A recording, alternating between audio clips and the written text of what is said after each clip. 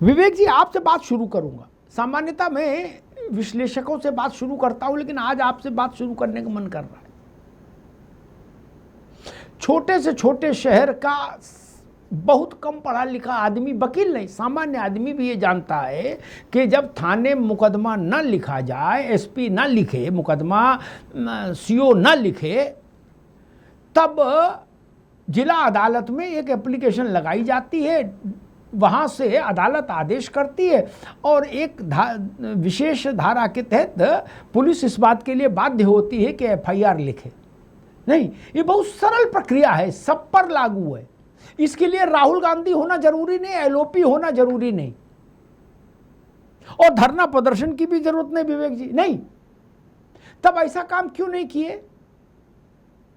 इतनी मेहनत की कि पार्लियामेंट थाने जाके 6 घंटे 10 घंटे बैठो सब लोग, इससे अच्छा यही काम करा देते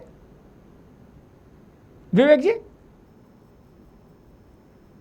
राहुल गांधी जी ने संसद मार्ग के थाने पे जाके और जिस तरीके से पैलेट गन चली, उसके ऊपर आंख उसकी डैमेज हुई, तो इसको लेके जो वहां पे एफआईआर लिखाने की कोशिश करी, तो ये अल्ताफ जी, इसको आप बहुत सामान्य घटना आप समझ रहे हैं कि कोर्ट के कानून सबको मालूम है, इसमें कोई ऐसी बड़ी बात नहीं है।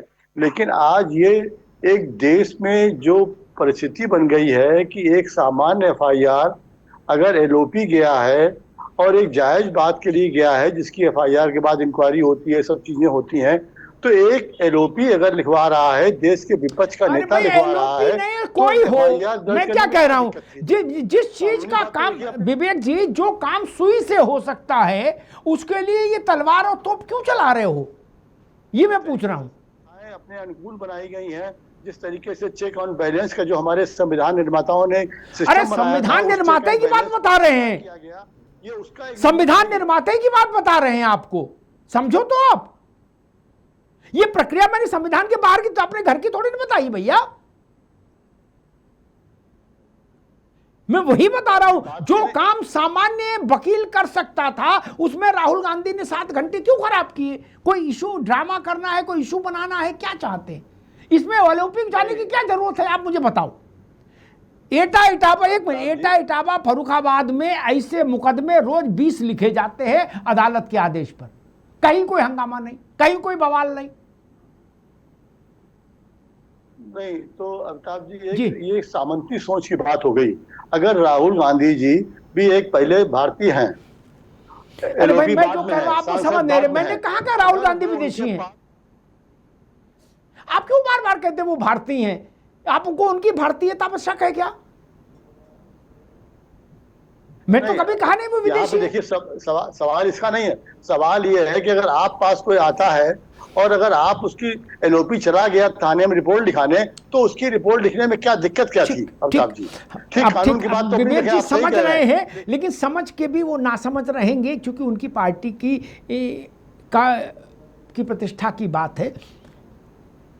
मैंने बड़ी बुनियादी बात कही थी, वहां पर हाथ रखा था जहां पर नब्ज होती है। अनपढ़ आदमी भी अपना मुकदमा दर्ज करा लेता अदालत से आदेश करा के। बहुत सरल प्रक्रिया है, बहुत सरल प्रक्रिया। इसमें किसी को रंगबाज होने की जरूरत नहीं, नेता होने की जरूरत नहीं, विधायक सांसद होने की जरूरत नहीं, बहुत मालपानी होने की जरूरत नहीं, कुछ नहीं। सामान्य व्यक्ति, सामान्य वकील जिसकी बहुत कम वकालत चलती है, वो भी ऐसा आदेश ले आता है मुवक्किल के लिए। कोई विषय नहीं था, हो जाता मुकदमा, क्या दिक्कत थी? नहीं लिख रहे, छोड़ दिए, डेम केयर। अदालत से आदेश आता, सीपी को आदेश जाता, सीपी उसका कंप्लेंस करा कोर्ट में भेजते। लेकिन आपको वो नहीं चाहिए, आपको चाहिए टीवी, झूमझाम, वाइट, एक्शन, कैमरा। ठीक, अच्छी बात है, ये भी अच्छा, बुरा नहीं, ओके। नीति शर्मा, एक बुनियादी सवाल और है। एक कुछ लोगों का समूह जिसने ये डिजिटल पन्नों पर अपना नामकरण किया कि भाई हम कॉकरोच जनता पार्टी हैं, ठीक है ना, वो कुछ लोगों का समूह है। वो अचानक से कहता है कि हम लोग जितने भी इस कॉकरोच जनता पार्टी में लोग हैं, वो सब लोग स्वयंभू जिला विद्यालय निरीक्षक और जिला बेसिक शिक्षा अधिकारी की पावर समाहित हो गई हमारे हर कार्यकर्ता में। अब हम लोग किसी भी स्कूल में जा सकते हैं, वहाँ के प्रिंसिपल को तलब कर सकते हैं, वहाँ के दस्तावेज तलब कर सकते हैं, सारा कुछ कर सकते हैं। और अगर ये करने से हमको रोका जाएगा तो हम अल्टीमेटम जारी करेंगे। अल्टीमेटम, ये क्या स्थिति बन रही है? मतलब क्या कोई भी कल अपने घर से उठे और वो कहे जी मैंने भी एक पार्टी बनाई, छिपकली पार्टी, मैं सारे जो है प्रदेश के जिला अधिकारियों के ऑफिस की चेकिंग करूंगा, क्या ये संभव है? नीति शर्मा। सारे गेस्टों को नमस्कार और व्यूअर्स को मेरा वंदे मातरम। चाहे कॉकरोच जनता पार्टी हो, चाहे विपक्ष हो, चाहे पक्ष हो, जब विपक्ष विदेशी मंचों पे जाके बोलता है कि भारत के अंदर संविधान खतरे में है, तो वो संविधान का पालन करने वाला विपक्ष, मैं तो कहती हूँ विपक्ष संविधान का अगर पालन करता है तो वो इन मुद्दों को लेके संसद में क्यों चर्चा नहीं करता, जो संविधान के आधार पे आपको वहां पे करना चाहिए। आप न्यायपालिका को कटघरे में डालते हैं। आज न्यायपालिका पूरे प्रोटेस्ट की पूरी न्याय जांच कर रहा है, स्पेशल एसआईटी की टीम बैठी हुई है, सीबीआई जांच हो रही है। आप जांच का वेट तो करिए, आपको जांच का वेट नहीं करना है, लेकिन आपको सड़कों पे आंदोलन करना है। सीजेपी के जितने भी कार्यकर्ता हैं, ये सरकारी स्कूल देश में पिछले गत वर्षों से तो चलायमान नहीं है। आजादी के बाद से हर क्षेत्र में सरकारी स्कूल है और हर जगह समस्याएं भी होंगी, लेकिन ये समस्याएं इनको केवल केंद्र शासित प्रदेशों में दिखती हैं। और सबसे बड़ी बात ये है, ये जो कल के आए सीजेपी के नेता हैं, इसमें से छात्र कितने हैं? इन लोगों को फंडिंग कहां से मिल रही है? अमिताभ जी, ये जो कॉन्फिडेंस आ रहा है, अराजक तत्व जो बढ़ रहे हैं, इनको ना तो स्कूलों में घुस जाएंगे, कल को ये अस्पतालों में घुस जाएंगे, कल को ये सुप्रीम कोर्ट में तक घुस जाएंगे। ये कोई संस्थान छोड़ेंगे ही नहीं देश का। क्यों? क्योंकि इनका उद्देश्य ये है कि किस प्रकार से देश के अंदर अराजकता बढ़ाना, असंतोष बढ़ाना और संसद की जगह सड़कों पर लोगों को नैरेटिव गलत सेट करके सरकार और देश के अगेंस्ट खड़ा करना और उसके ऊपर बोलना कि संविधान खतरे में है। जब संविधान के आधार पर इनकी जवाब दी गई, तब ये लोग सामने नहीं आए। आज जिस प्रकार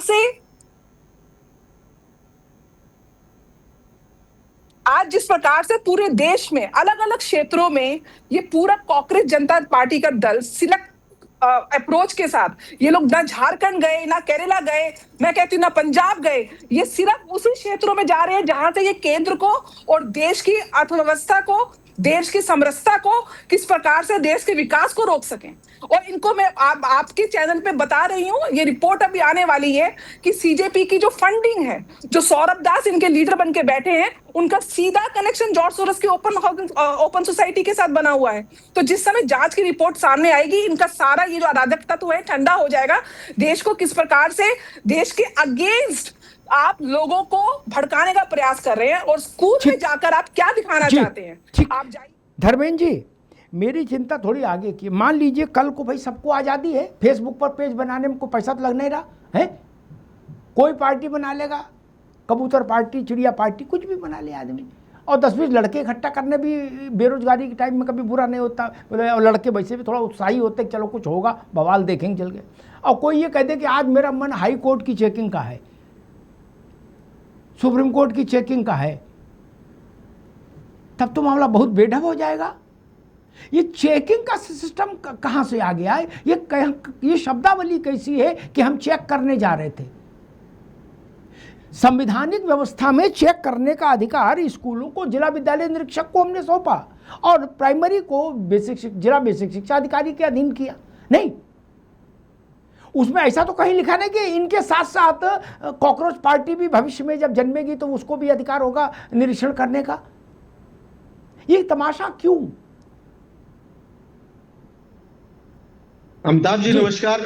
हमारे पहले साथी और आपके दर्शकों को भी देखिए, एक सिविल सोसाइटी का कॉन्सेप्ट होता है। जब संस्थाएं अपना काम जो उनको निर्धारित है, टैक्स पेयर के पैसे से जो संस्थाएं संचालित हो रही, वेतन मिल रहा है और जो जिम्मेदारी उनको सरकारों द्वारा, चुनी हुई सरकारों द्वारा मिली हुई है, या जो सरकारें जनता द्वारा चुन करके जो है, जिनका काम है कि चीज ऑर्गेनाइज तरीके से नागरिकों की सुविधा के लिए, नागरिकों को जीवन सरल बनाने के लिए जो उनको जिम्मेदारी दी गई, वो अगर प्रॉपर ढंग से नहीं काम कर रही, तो सिविल सोसाइटी का काम है कि इस जो समस्याएं हैं उसको ऊपर लाना, संज्ञान में सरकार के लाना, ये कोई पहली बार नहीं है। शांतिपूर्ण धरना प्रदर्शन, कोई कमी बेसी है उसको ऊपर तक लाने की जिम्मेदारी प्रत्येक नागरिक की है। भारतीय होने के नाते, एक टैक्स पेयर होने के नाते अगर मैं जा करके कह रहा हूं कि हाँ ये अन्याय भ्रष्टाचार हो रहा है, तो क्राइम कैसे हो गया?